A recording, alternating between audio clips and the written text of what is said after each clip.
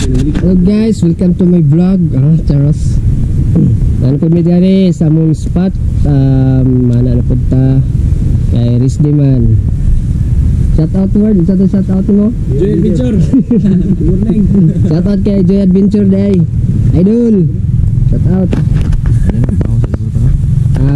Kami lang upat. Silent Bugoy. Silent Hunter Bugoy, shout out. Glenn Bacalso, Tatay Spiro, shout out. Kuya Pogi shout out. Yan sabi. Alright guys, bago tayo sumabak sa pagsisid, kain muna tayo kasi wala tayong magahan. Ganito kasi kami pag guys, pag mamamana, pagdating sa spot, sa area, dito na kami kumakain ng agahan. Katapos nyan, dive na rin para may pang ihaw mamayang tanghali pagka balik na namin dito. Di nga pala kami halatang gutom yan guys, kita nyo naman sa bibig, halos lumulubo. First drop, first dive, may nakita nga pala akong mulmul na malaki dyan sa baba guys, kaso ang tagal talagang lumapit at napakalikot, kaya naubusan na ako ng hangin yan sa kaantay kasi ang tagal talaga lumapit na mulmul, napaka hilap.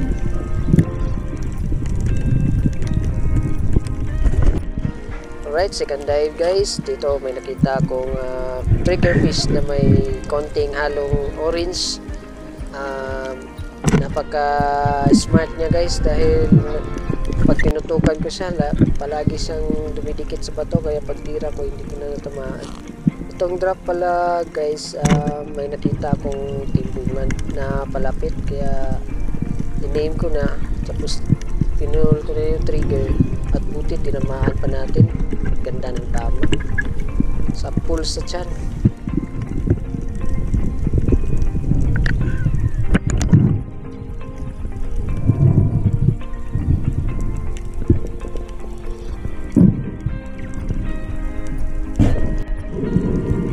Guys, di nga pala tayo sumisisid sa malalim kasi medyo masama pa yung pakiramdam natin. May sipon kasi tayo at saka masakit yung likod, kaya di muna ako pumupunta ng malalim. Dito lang muna ako sa mga mabababaw na area, yung kaya lang ng katawan natin, kasi pag malalim parang mahirap na pag patungo ka na ng surface, mahirap mag ng hangin kasi parang siya, hika na konti lang mo na hangin makukuha, kaya dito lang muna ako sa may mababaw na area para safety.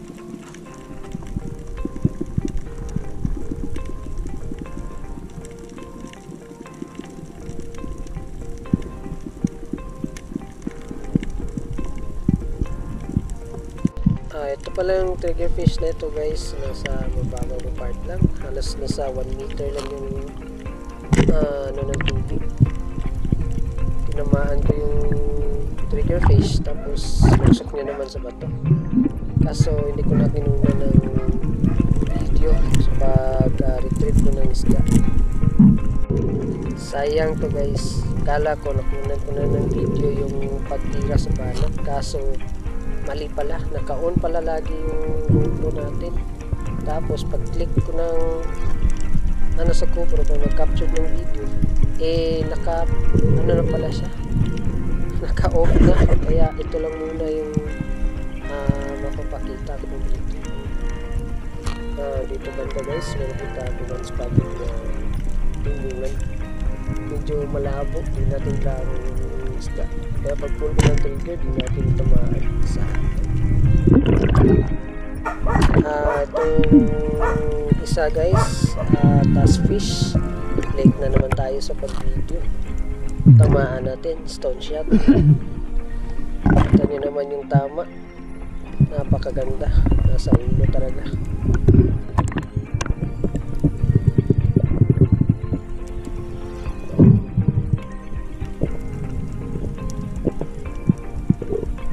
magkagandahan talaga ng isdang to mga guys, lumalapit talaga sila. Curious lang palagi. Lalo na't nag-aabis ka ng buhangin. Lumalapit talaga sila. At ito nga pala guys, kaya na lang sumulpot yung mulmol sa gilid. Buti at na ano natin, nabantayan. At yun, tinamaan na rin natin at salamat. Ganda ng pagkakatapat.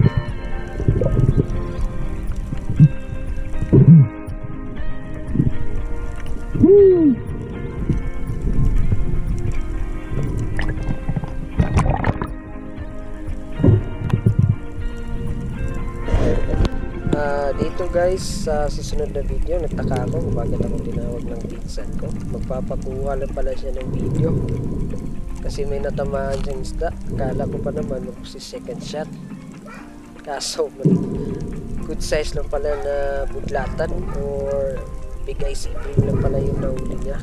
Kaya nag-request siya na bibidyohan ko para lagi niyang titignan sa channel natin. Yes. Baik kata ke, kuala alas busi.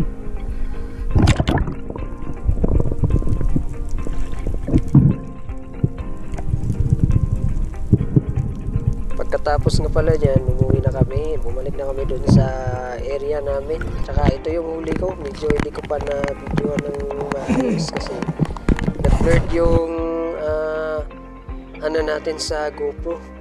Pero ngayon, ito na yung lahat. 4 na piraso. Bali 8. Ay 7. Inihaw namin yung 3. Tapos yan yung yung clean na madadala ko sa bahay. Alright, ito na pala yung namin inihaw. Yan, may upod pa, ugot, 2 triggerfish, 1 danggit, 1 angelfish at saka ilak. Yan yung kakainin namin bago kami uuwi. Yan, luto na guys. Kakain na kami maya dyan. Katapos uwi na rin kami. Tsaka sa next adventure na naman tayo makikita guys. Thank you sa support.